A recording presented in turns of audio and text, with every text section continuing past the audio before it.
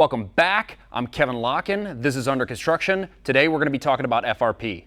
FRP is a fiber-resistant panel that you see in a lot of commercial kitchens and commercial bathrooms. The main premise of FRP is that it's a cleanable surface. So when you go to McDonald's, Wendy's, Chipotle happens to have stainless, those are cleanable surfaces so that nothing can really get behind that. So today we're here in our shop and we're going to go ahead and do our shop bathroom because it tends to get a little dirty, and I wanted to have something to make it a little bit nicer and something that we could overall clean. Tools needed: a 3/16 V-trowel,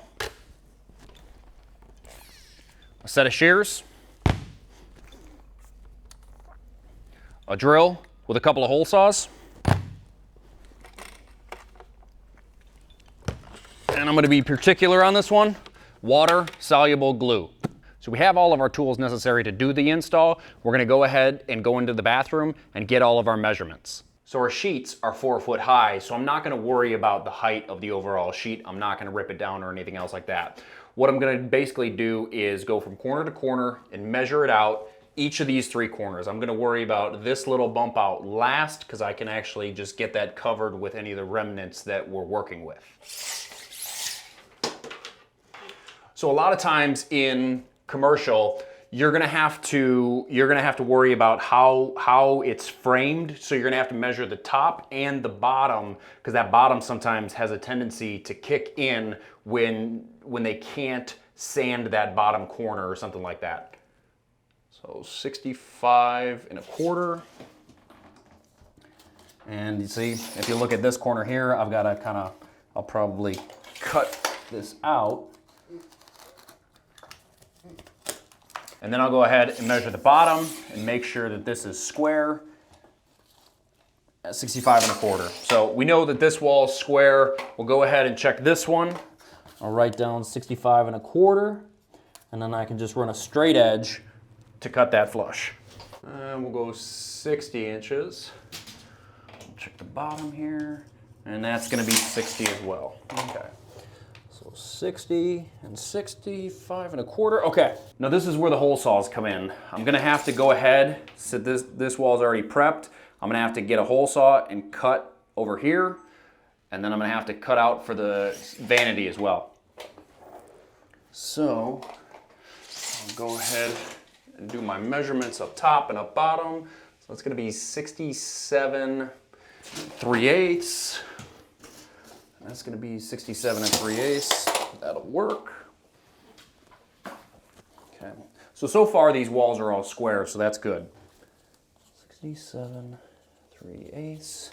And now what I'll do, and this is the most important thing, you're going to pick one wall, one point to pull off of. If you start pulling from that wall and your cut is wrong, then these holes in this vanity is going to be wrong as well. So what we're going to want to do is pull from one spot, one side that we know is square, and pull from there. Since we're going to use this wall as our square edge, now we're going to find the centers. So I know that this is 11 center coming off there, and then it is 5 1/4 coming off the ground.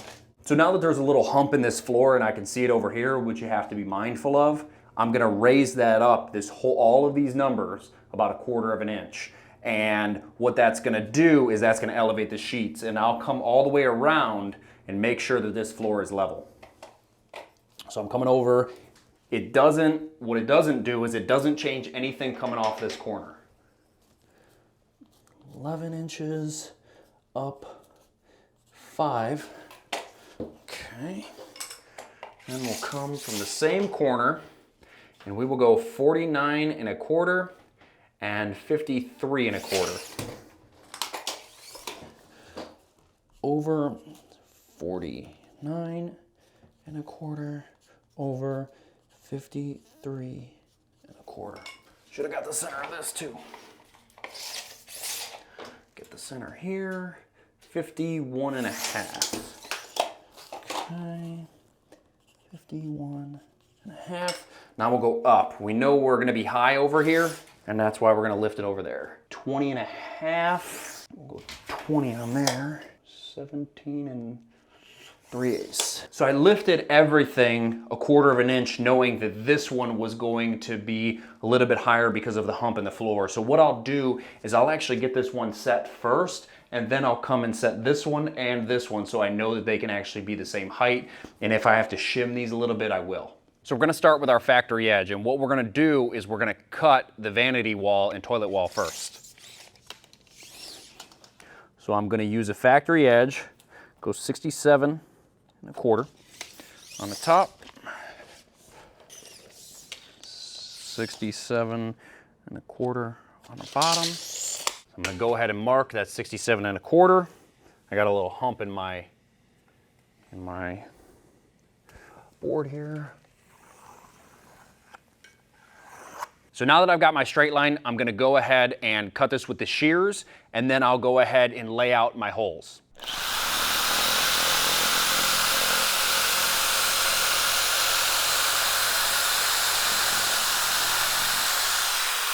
Now that we've got our first piece cut and it's the toilet wall, we're gonna go ahead and lay out the holes that we had measured. You want to leave about a 3/16 play overall because you have trim pieces that still have to fit down in there, and they're about a 1/16 wide each way. I'm gonna go ahead now and flip this sheet because my factory side is the side that I'm gonna take the measurements off of. So if I go 11 inches by 5, and I'm up a little bit, come down my center, that's my toilet. Then I'm gonna come over 49 1/4. I'm gonna come up just a little bit, 49 1/4, 49 1/4, 53 1/4, 51 1/2. Then we're gonna go up, oh, I need to go up just a little bit more, okay. 20 1/2, 20, 17 3/8. Okay, we'll go ahead and we'll mark those centers. So we've got our toilet and we've got our vanity. Now that we've marked out the holes, we're gonna go ahead and use these 2 hole saws to cut out the vanity and toilet. This is 1 1/4 inch, and for the drain, it is 2 1/2.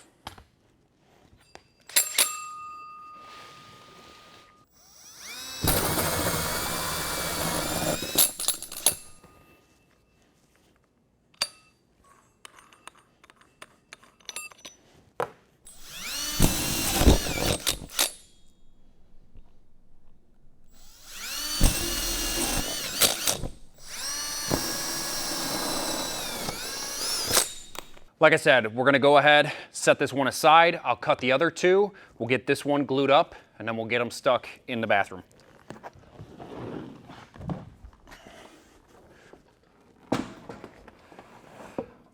As a point of emphasis, I am cleaning up my shears, but I wanted to let you guys know that you can cut the FRP with a skill saw.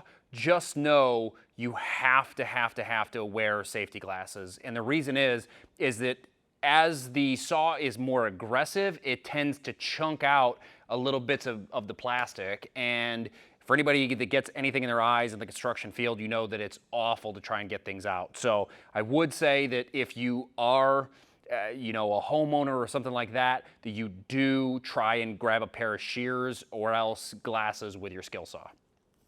Now that we've got our pieces cut, we're gonna go ahead and glue these up.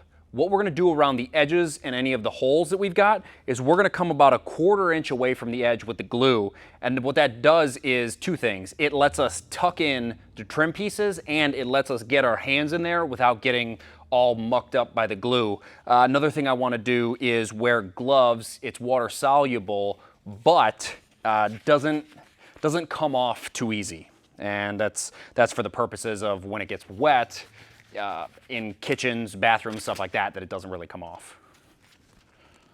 So you're gonna go ahead and get a big scoop. We're gonna come across like this.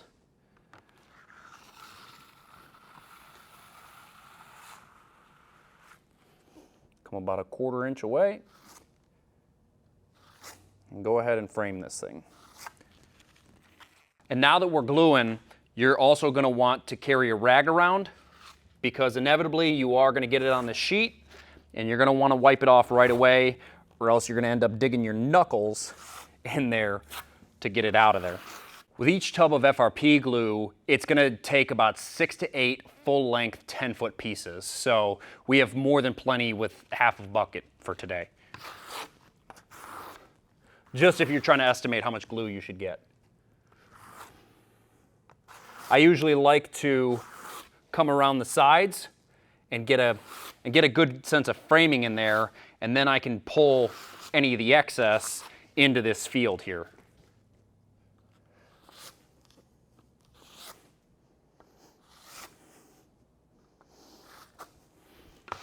And the same thing that I do for the edges of the sheet, I try and do for the edges of the holes that I create as well.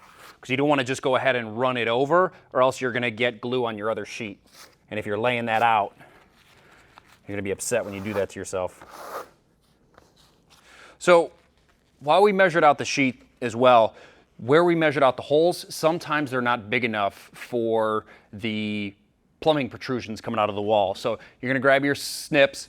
They've got escutcheon plates that are going to cover them on the outside, so you can just take a little bit of nib out of there, because you don't want to have a 3-inch hole saw and a 3-inch escutcheon plate. So you want to use that 1 1/4 and then just kind of just tightly cut around it, because your escutcheon plate's going to be 2.5 to 3 inches, so it'll cover.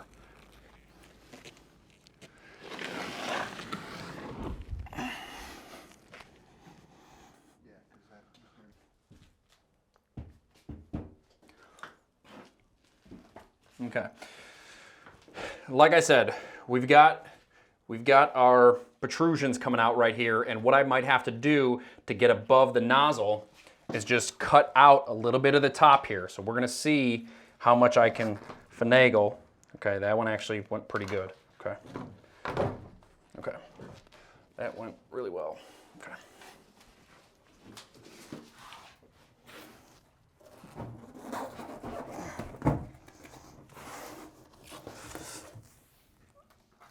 This one didn't. So I'm going to take these snips, get a little bit down here. There we go.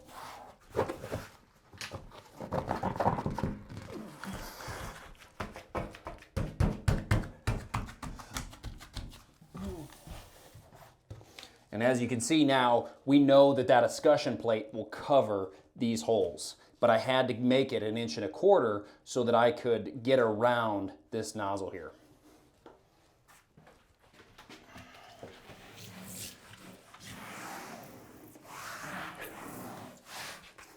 And I have glue all over my hands now, so I don't really want to press on it yet. But so basically that's our first sheet. That went about as well as possible. I couldn't have scripted it any better than that. But it just shows you how important taking all of your numbers are from one side and transferring them through the sheet. I've seen people take measurements from both sides and try and make it work, and then just in the end, one of them is off. And so because you have a cut over on this side, so if you're pulling from that and that cut is off, well then you're not going to get the faucet taken care of or in the right place, and it'll be pushed over. You're gonna have to cut it out, or worst case scenario, you're gonna have to burn a sheet. When I had to glue up the smaller sheets, it's sometimes hard to get this, 4.5, 5-inch trowel on a 1.5-inch piece. And so what inevitably will happen is you end up getting glue on your sheet. Well, I still have a few more sheets that I'm gonna go ahead and glue up. And so every time I get glue on this, if I see it, I'm gonna go ahead and wipe it off so that I don't get it on the face of the piece that I'm gonna actually lay up here.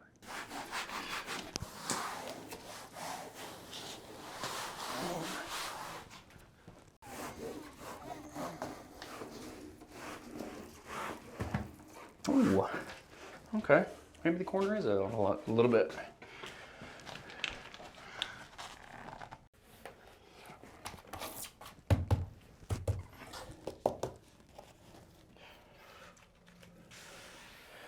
Now, since we didn't stand any of the sheets up, we have no need for splines. The only two pieces that we're gonna have to use are the top cap, and as you can see, it just caps the top, pretty simple. And then what we're gonna do is, these are the corner pieces. And what we're gonna do is, since we can actually get down from the top, if these were 10-foot pieces, we wouldn't be able to get down from the top, but since they're 4s, we can easily just slide them down. And so for this application, this slides in here, and then that goes in the corner, no need for caulking. What we will end up doing is caulking the top of this channel so that nothing could get behind it once we cap up the top of the FRP. So as I spoke, we're gonna do our corners first before the top cap. So we know that these pieces are 48 inches, so we're gonna cut them about a 1/2 inch short just so that the back of the top cap doesn't interfere with this top of the corner. So about 47.5. We're gonna go ahead and cut it with our snips.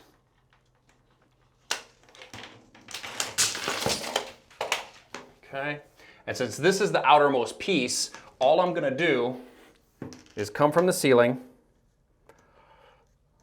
and come down, put that right in the corner.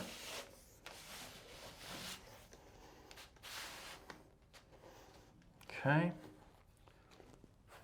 and then I'll just push it wherever it needs to go. It'll kind of find a happy medium.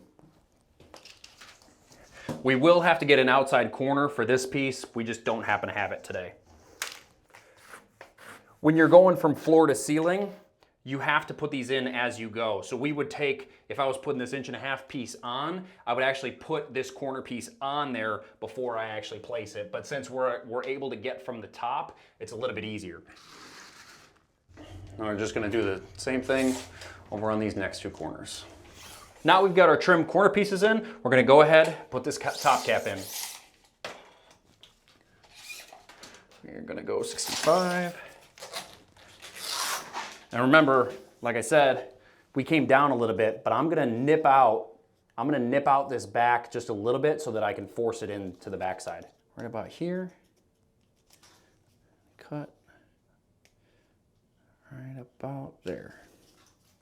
And as you can see, it's at a slight angle. That's so it just gets away from the piece.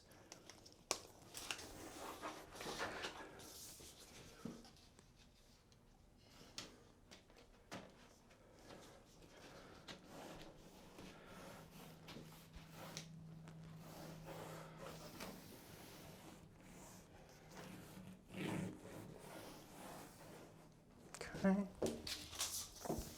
I'll go ahead and do the exact same thing over here, except I will come that far. Okay.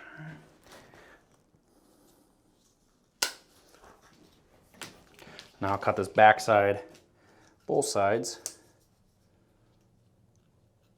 to get away from that inside corner as well. Nope.